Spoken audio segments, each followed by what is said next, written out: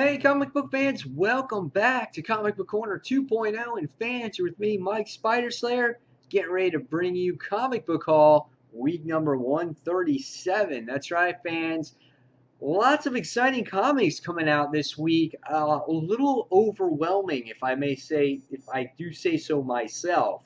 Wasn't able to get all that much either because the comics are getting expensive. There seems to be more and more $5 comics, and it's like I gotta take out a loan to buy all these comics. It's ridiculous. But I'll show you what comics I did pick up this week. So here we go. For the third week in a row, I have a Gotham bag. So we're going to take the comics out of the Gotham bag, put them on the floor. And if you guys are interested in discussing Gotham with me, I do a video each and every week on the Gotham TV series. I review the episode, give my thoughts, and I look for you guys, thoughts and opinions, and I try to get back to those questions as soon as possible. So again, I call the show Gotham Talk, and it'll be usually on around Tuesdays if you guys want to check that out. So, what did I get this week? First off, promotional card for the real Spider-Verse right here. Can't beat that. All starts off in November. That's right, fans. And there are a lot of books when it comes to Spider-Verse. It goes through November, December, and January, and they're all about 7 to 8 books in each month. So that's a lot. If you're a Spider-Man fan like me, you're going to want to save your pennies for this event because this is truly going to affect the Spider universe forever. All right, next we got promotional poster. I guess Original Sin Annual #1. Everyone has one on sale in October. So Original Sin is over, but we're going to have an annual. So there is the promotional poster for that. And then when you flip it over on the opposite side, you got Bucky Barnes, the Winter Soldier, which the first issue did come out today. Unfortunately, I hate to say this, but I did not get it. As much as a fan as I was of Original Sin, I just did not like the artwork for that book, and that's why I decided not to purchase. All right, so here's what we got this week, and I'm excited about the books that I purchased because I can't wait to read them. First off, Thor, issue #1. Who is the female Thor? We will see once I read this. This book will be reviewed on Comic Frontline. It will be one of the first books reviewed that I read and review this week. So look forward to this review, probably going up an hour after this actual this comic book haul video.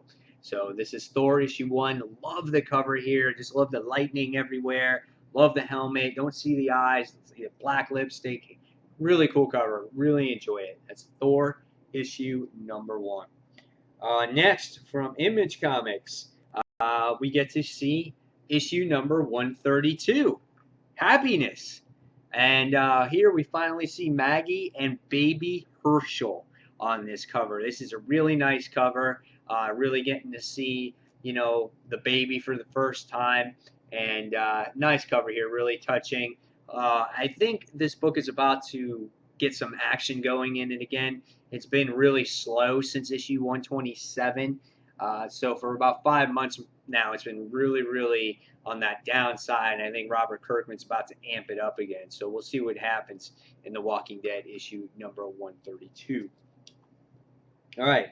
Next, we have Justice League issue number 34. Last issue, we got to see the Justice League capture Jessica Cruz. They capture the Power Ring. Now we're going to see how they integrate her within the team, which will be interesting to see. And yeah, I like the cover here. You got all the Justice League members in the background. Like Wonder Woman in here. She's got the big shield and the sword going. And Justice League is always a great title. Jeff Johns does a nice job with it. And can't wait to read it. So this is Justice League issue number 34. All right, next we have another book from DC Comics, and that is New 52 Futures End, issue number 22. It's a pretty badass cover. You got Superman, or otherwise known as Shazam, in the cover here. And we're going to see if it continues off of that Future's End one-shot, because Billy realized that he doesn't always have to be Superman, that he can still be Shazam as well. And I wonder if this issue kind of plays off that or not. I'm not sure yet, but interesting cover here. And for me, Future's End has been a pretty solid series. So this is issue number 22. All right, next from Marvel Comics, we have Spider-Man issue number 4, and this is Spider-Man 2099. Miguel O'Hara is doing battle against the Scorpion. That's how you got to see the series end up in the last issue.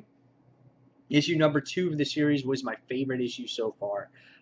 It'll be interesting to see where this book actually goes, what happens with the Scorpion and Miguel O'Hara.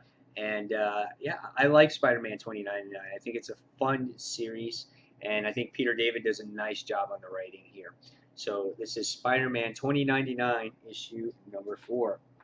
All right, next, to get into the spirit of Halloween, we got Zenescope Grimm Fairy Tales, Halloween 2014 Halloween Special. So yeah, this book I think focuses on the new Grimm Fairy Tales direction, where it takes place in a school and the kids of the Realm Knights. And obviously this is the traditional Zenescope sexy light covers. That's what they always do. That's their niche. But don't let that deter you, because the books, the stories in their books are really well done and they're enjoyable. They've been doing these Halloween issues for years now, and there's some great tales in here. And yeah, this is going to be a lot of fun. So this is Grimm Fairy Tales Halloween Special 2014. All right, next, another anticipated book for me. New creative team on Green Arrow, issue number 35. A lot of people love what Jeff Lemire did with Green Arrow, and it made the comic series a lot better. However, now we have another creative team on here that I think is going to maybe tie into the Arrow show maybe a little bit more, because that's who's writing this book, is I think one of the producers from the actual comic. And I heard already that this book was really well done. Just a quick glance on it here, the artwork. This is nice. This is really good artwork here. Really, I think brings the character much more to life. Now, the other artwork in the series was really well done too. Kind of a different type of style of art. And this one gets back to your more traditional comic art. And I like the way this book looks already. So I'm going to be interested to see what ventures Oliver Queen is going on these days. All right, next. Another high-priced book. That Halloween Zenescope book was like $6. This book right here, $5. The Fantastic Four annual. Literally, Fantastic Four has been coming out with the book, I think, every week. Every time I'm doing my comic book calls, there seems to be a Fantastic Four issue. This annual, though, it seems like I shouldn't have passed this one up, because this has got Sue in there going after her daughter, and you're going to go against Dr. Doom. That's what I'm getting out of this cover. So, and based off of what I read in the description, I think it's going to be that way as well. So, looking forward to it. And Fantastic Four has been a great series, so this might be worth that $5. So we'll see where it goes. So this is Fantastic Four Annual, number 1. All right, next from Marvel, we have Edge of Spider-Verse. I Walked with a Spider. This is a badass cover. This is like old school style. It's got that real like horrific type of theming to it. You know, he's got his spider sense going. You get the characters here on the right side, and it's just like, it's really awesome looking. I can't wait to read this one. Hopefully this one is better than last week's Edge of Spider-Verse. I didn't like last week's as much. It was like average for me. But based off of this cover, it looks like it's going to be cool. But again, you can't always judge a book by its cover. And but this is Spider-Verse issue number 4. All right. Next, from Marvel, we get issue number 3 of Death of Wolverine. This is a beautiful cover. Love this cover. Another one of those foil-like covers. You got Logan on one side here, and you got Kitty Pryde on the other side. And yeah, interesting stuff here. You get to see Kitty Pryde in this issue, and it looks like these two are going to work together. And I'm excited to read this and see where this one goes. This one will also be reviewed on Comic Frontline this week. So you got Thor, and this time around, Death of Wolverine's going on Comic Frontline, just so you guys know that. Edge of Spider-Verse will be here on Comic Book Corner 2.0. Last but not least this week, we got March to Access Uncanny Avengers issue number 25. This leads up to that Access event. I probably will get the main event. I probably won't get all the other tie-ins or whatnot, but I want to see how this leads into to that event. So never read this series. I think I haven't read this series since issue 2, and it was kind of like Captain America. I did a Captain America review earlier, digital, and I liked it. So we're going to see where this one goes. And a couple of books I'll be reading digitally as well, guys, will be the Green Lantern series.